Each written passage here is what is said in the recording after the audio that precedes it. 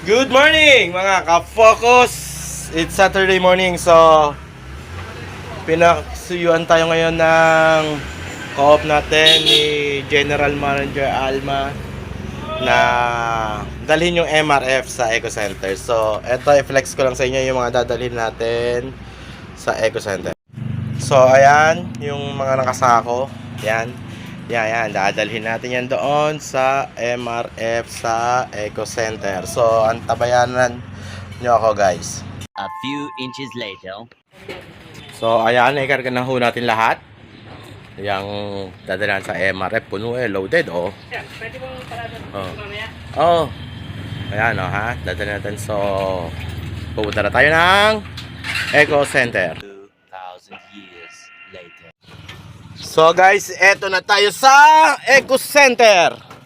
Magbababa na tayo ng ating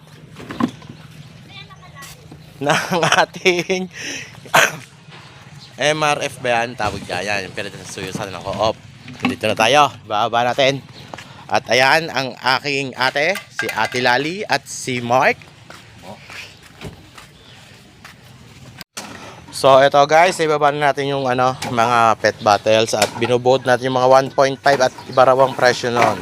At ito, salamat sa atin, shoutout sa ka-focus natin na si Makmak. At ina-assistehan tayo dito sa MRF. Sa Carmona Central Material Recovery Facility. Yung pala yung MRF na meaning Material Recovery Facility. Thank you sa iyo, Mac. So ayun guys, tapos na tayong magdala dito. Pabalik na tayo ng office. In the club with my homies, tryna get a little VI, keep it down on the low key.